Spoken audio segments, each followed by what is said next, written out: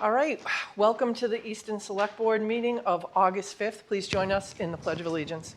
Recording in progress. Pledge allegiance to the flag of the United States of America and to the republic for which it stands, one nation, under God, indivisible, with liberty and justice for all.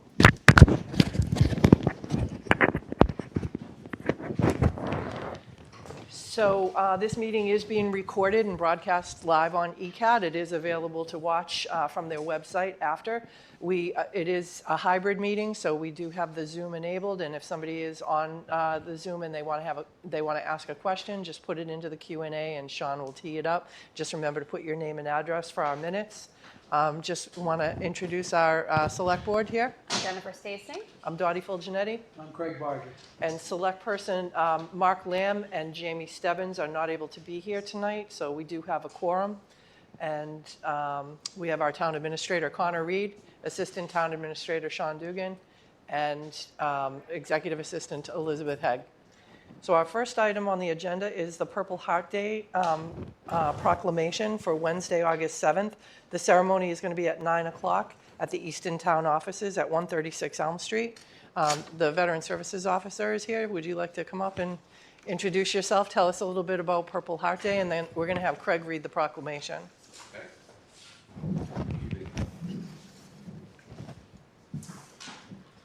Is this your first meeting in front of us to talk about veterans issues, Yes. other than your interview? First meeting. This is great. Congratulations. Thank you. Thank you. I was watching last year's, and I see that Craig had read the proclamation first, or is that? We can do it either way. If Okay. you want, do you want to read it first? No, Jason can talk. Okay. As you stated, this Wednesday, August 7th at 9 o'clock, we will gather at 136 Elm Street at the flagpole in front of the town offices entrance. We're going to keep the same blueprint as the years prior, just some mild modifications. We'll have 3 pop-up tents. We'll have plenty of seating for the Purple Heart Day ceremony. Purple Heart Day is meant for us as a community to gather, honor, and remember the extraordinary sacrifices made by the brave men and women of our armed forces. We must also honor the families of these brave individuals. They too have borne the weight of sacrifice, offering unwavering support and enduring the heartache of separation and loss. Their strength and resilience are an integral part of the fabric that holds our nation together. After the ceremony, we'll be gathering here in the Corona Room for refreshments. I'll bring information and resources for veterans, their families, and their caregivers. Terrific. Thank you for putting this all together. And just to let people know, you're Jason Snyder. Yeah, Jason Snyder. Yeah. Okay. Craig, do you want to read the proclamation? Sure. Whereas the people of the town of Easton have great admiration and the utmost gratitude for all the men and women who have selflessly served their country and this community in the armed forces for the good of all, and whereas contributions and sacrifices of the men and women from Easton who served in harm's way in the armed forces have been vital in maintaining the freedom and the way of life enjoyed by our citizens, and whereas citizens of our community have been killed in action while serving in the armed forces and have been posthumously awarded the Purple Heart for their ultimate sacrifice, and whereas citizens of our community have been awarded the Purple Heart for their bodily sacrifice of being wounded in action while engaged in combat, and whereas the Purple Heart is the oldest American military decoration in present use, was created as the badge of military merit on August 7, 1782 in Newburgh, New York, by General George Washington. Initially, it was made of purple cloth, shaped as a heart with the word merit, quote unquote, sewn upon it. And whereas the heritage it represents is sacred to those who know the price paid to wear the Purple Heart, and whereas August 7th is nationally recognized as Purple Heart Appreciation Day, and now therefore be it proclaimed, we, the Easton Select Board, on behalf of the town of Easton, go on record to hereby proclaim Easton, Massachusetts, a Purple Heart town, honoring the sacrifice and service of our nation's men and women in uniform that were wounded or killed by the enemy while serving to protect the freedoms enjoyed by all Americans. Also be it proclaimed, we, the town of Easton, will recognize August 7th annually as Purple Heart Day and urge the people and organizations of Easton to display the American flag as well as other public expressions of recognition of our Purple Heart recipients. Great. Jen, did you have any comments or questions? No, just thank you for continuing to keep this front and center for folks to attend and participate and give the community space for this kind of event. So thank you. Thank you. Greg? Oh, Jason and I had a conversation before, so. So I want to just say that we usually have a really good turnout, and people talk about this a lot. So I'm very proud that Easton is a Purple Heart community. Not every community is, and I'm grateful that you want to continue the tradition of having a ceremony, inviting the public. We did have to tone it down a little bit during COVID, but over the past couple of years, people, during a work day, take the time to come out and really pay their respect to people, the speakers particularly. The stories are very impactful, and I'm just really grateful that the community, we are a community that cares a lot about our veterans. So thanking everybody, including you, for making this happen. Thank you. All right, we will see you Wednesday. Thank you, Jason. Thank you. Thank you. All right, next up, the town offices are closed for an employee training on Friday, August 9th. Do you want to talk about that a little bit, Connor, or is that Sure, just thank you, Dottie. So we have, for a few years now, made it annual practice to close the building on a Friday in the summer to do an all-hands training related to safety, life safety, things of that nature. And so we will be doing that this Friday, so the building will be closed.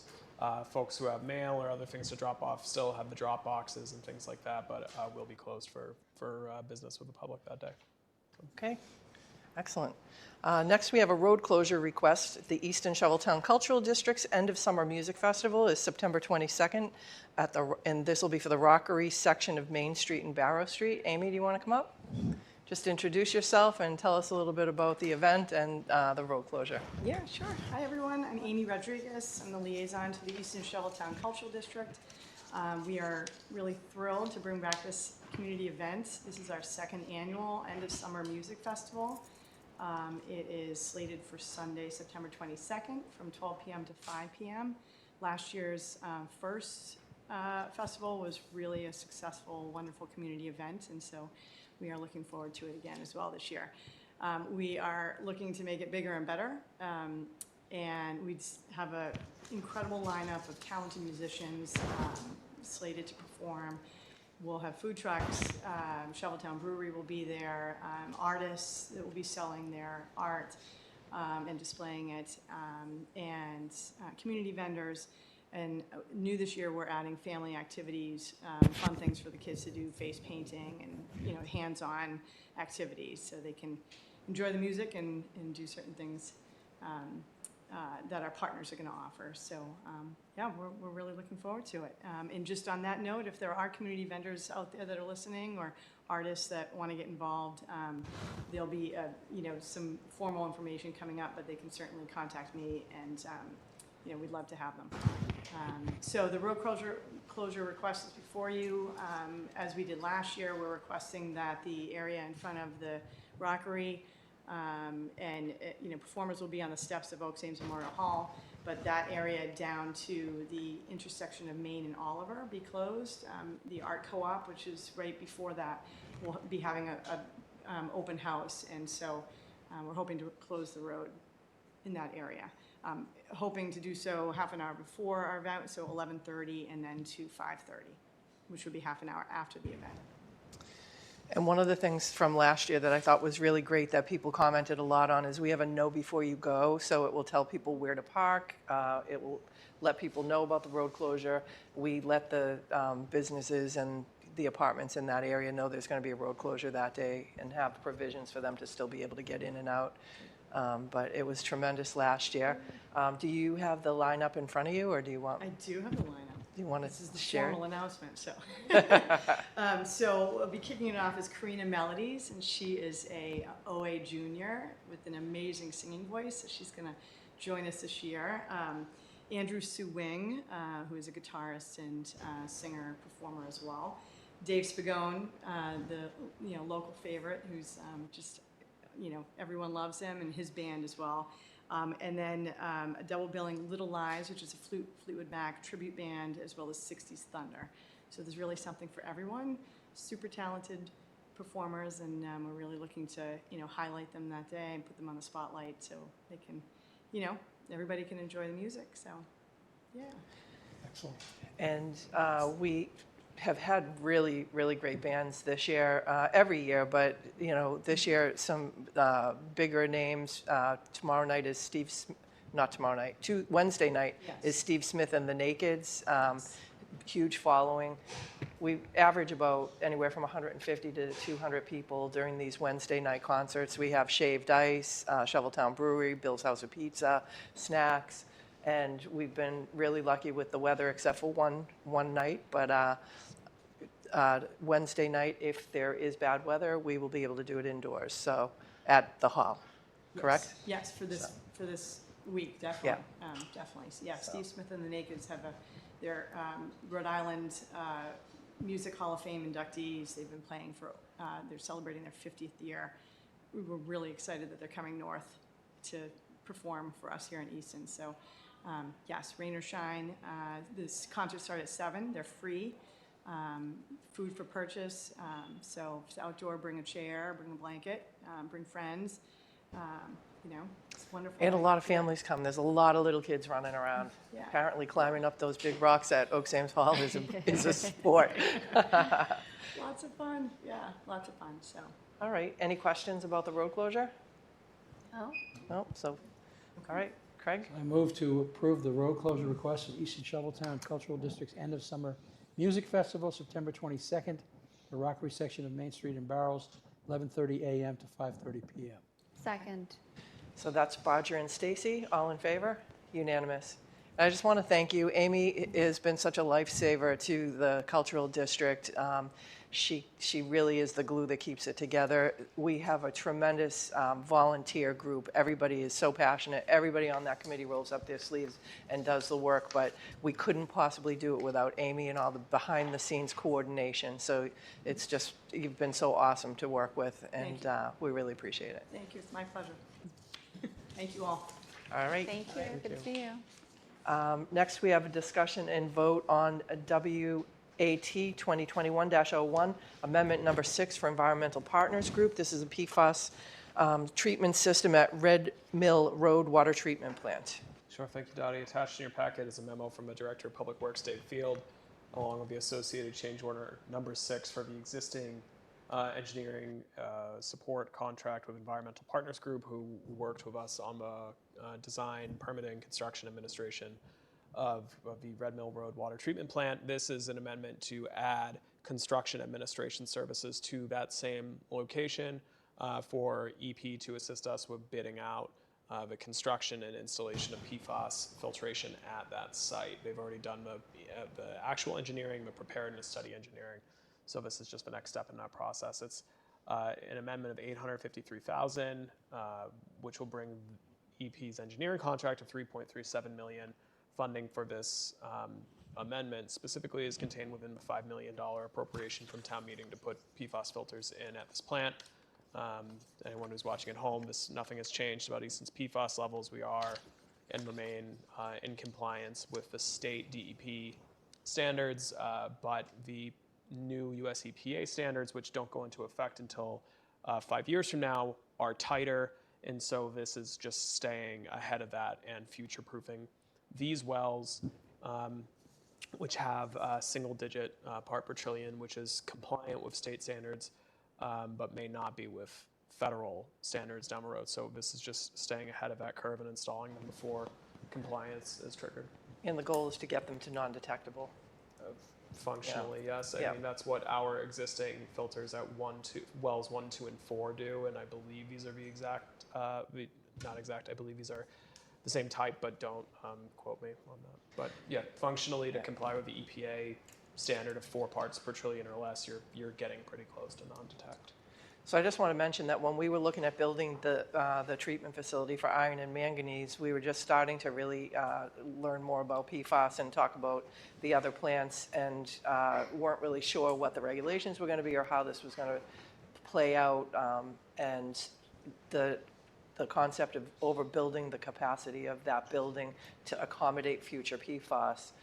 I don't think we had any idea how valuable that was going to be when we looked at that then, but the pricing of the way these buildings are and the systems are so exorbitant, I think it made a lot of sense that we were proactive in doing that. So I think it's important for people to know that that was a specific strategic plan to get the PFAS in that building. Right. Yeah, it's always hard to make the case that we're saving money by spending what will now be 17 million on PFAS treatment, but there are communities around us spending 40, 100 million plus, who are much later or much farther in the past today on their design. They haven't gone out to bid yet. They're still determining what path to take, and we obviously started that in 2019 here. So Yep. we've avoided millions and millions in costs by doing that. So. All right, great. Any questions, comments? I just want to say that it's very significant. I think people in town really need to hear that, how far in advance both Connor and Dayfield were in terms of looking at PFAS. And to thank the members of this community for their willingness to support the plants. For sure. And Rich Tierney, he was, And Rich Tierney, Yeah, that's why I didn't name Rich Tierney toiling as on well. there's a water lot of, plant there's a lot of construction people, since the day he started. That's right. there's a lot of people to thank. There's a lot of behind the scenes people that really did a lot as well. Yeah, it'd be easy to say we got lucky, but really it was a lot of foresight and an understanding of where things were going, and a really deep collaborative effort. So we are, blessed to have all that aligned for us, which is great. All right, would you like to make a motion, Craig? Sure, so I move to approve WAT 2021-01, Amendment Number 6 for the Environmental Partners Group PFAS treatment system at Red Mill Road Water Treatment Plant in the amount of $852,500. Second. That's Bodger and Stacy, all in favor? Unanimous. Next, discussion and vote DPW 2025-06 CDM Smith for a landfill monitoring contract. Sure, thank you, Dottie. As a condition of the closed landfill at Prospect Street, we need to do ongoing monitoring for the operation and maintenance of the gas collection system and flare at that closed landfill on an annual basis. This is a proposed one-year extension to the existing contract of CDM Smith that we've been using for nearing 10 years now. It is level funded from a prior fiscal year at $69,900, and Director Field recommends award, and so do I. Okay, And funding for this is carried annually in the DPW's operating budget. questions, comments? No, for standard. All right, Craig? Move to approve DPW 2025-06 CDM Smith landfill monitoring contract for the closed landfill located at 114 Prospect Street. Contract value is at $69,900 or $69,000? 69.9. There's Okay. a 69.9. $69,900. Second. All right, that's Bodger and Stacy, all in favor? Unanimous. Next, discussion and vote fiscal 25 reevaluation, Vision Government Solutions Incorporated. Sure, thank you, Dottie. Attached in your packet is a memo from the Chief Assessor along with an associated contract for the commercial, industrial, mixed-use, and apartment properties component of the state-mandated revaluation of all property values in Easton. So under state law, all municipalities have to do annual interim adjustments to their values to make sure that there's a free and fair cash value is the language, an appropriate valuation of all property upon which our tax bill is based. In addition to those interim and annual adjustments, communities have to no less frequently than every 5 years do a full revaluation of all properties. That's a huge amount of work. We have more than 8,000 parcels, and so it's typical to bring in outside appraisal services firms like Vision for certain components of that. And so Vision will be performing the commercial, industrial, mixed-use, and apartment reval for Easton ahead of the values being set by fall of this year. Okay, Funding for this was in a special article at a town meeting. I recommend award. any questions? No? All right, Craig? Move to approve fiscal year 25 revaluation, Vision Government Solutions Incorporated. Contract amount is $27,000. Second. That's Bodger and Stacy, all in favor? Unanimous. Next, discussion and vote on the easement of, acceptance of an easement donation, providing pedestrian access to Flyaway Pond Conservation Area via 2 Chickadee Lane.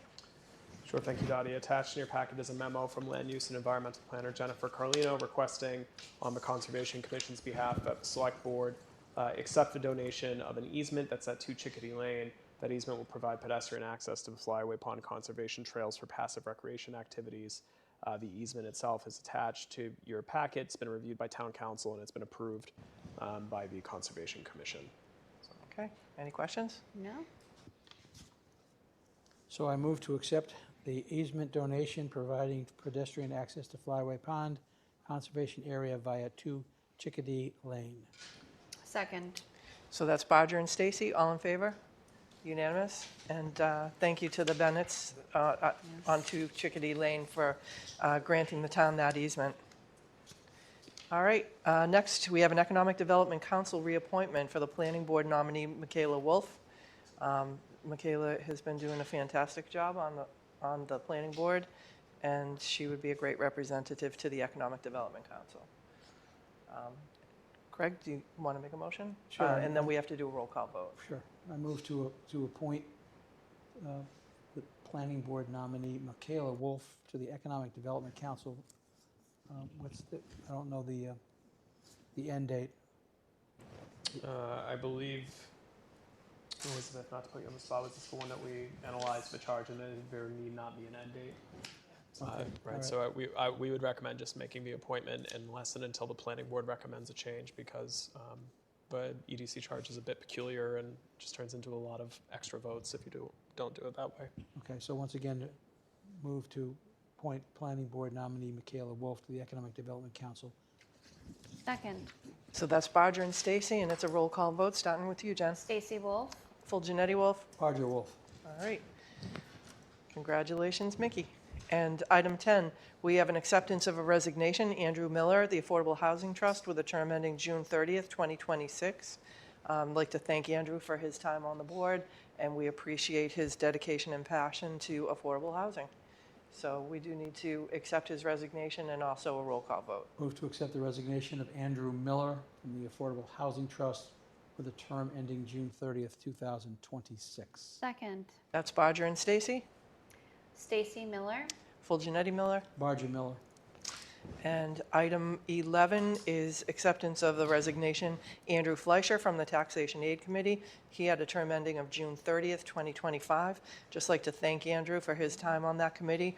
That was a new committee, and it, especially during COVID, was so much needed. And we have gotten a lot of great comments, a lot of great feedback for people that were able to take advantage of the work of that committee. Absolutely.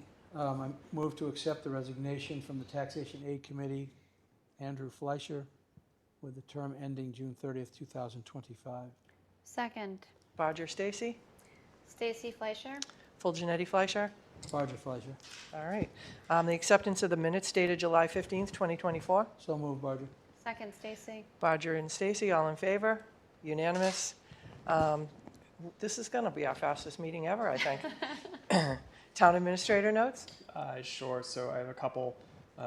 One is that recognizing International Overdose Awareness Day, which is August 31st, Health and Community Services at Frothingham Hall on Wednesday, August 28th, from 5 to 7. We'll be holding an event to celebrate recovery and support those impacted by substance use disorder. So again, that's Wednesday, August 28th, from 5 to 7 at Frothingham Hall.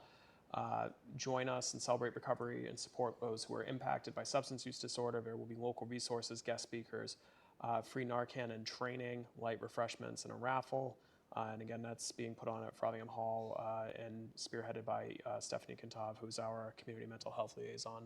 So it's really excellent to see some of the great work Health and Community Services is doing. What's the timing again? It's from 5 to 7 p.m. Wednesday, August 28th. Anyone with any questions about the event can contact Stephanie Kantov, who's our mental health liaison at Frothingham Hall. I'd also like to recognize and thank the fire department. They had a structure fire last night, contending with some pretty difficult weather. What they believe was started from a lightning strike. Fought that for about 45 minutes in high heat, humidity, heavy rain and wind in the later part of the day. There was no loss of life on site, and they were able to rescue the family pets on scene and just did a great job protecting residents who are there. They're working with Red Cross for relocation services for folks who lost their units from that, but they did a heroic job there. And so I just want to acknowledge the fire department, the CERT team, and the mutual aid partners from neighboring FDs who came out to help. So. Thankfully, nobody got hurt. That's a dangerous, obviously dangerous situation. Right. Great. Sean, anything from you? Select board members? I have nothing this week. I have nothing at this point. So I was just going to talk about the concert because that's the big thing on our minds. So hope to see people Wednesday night. So we have 5 minutes that we have to wait until we get to the National Grid. We can take a recess for 5 minutes. ECAT, if you want to give us a recess, and then we'll come back at 6:30.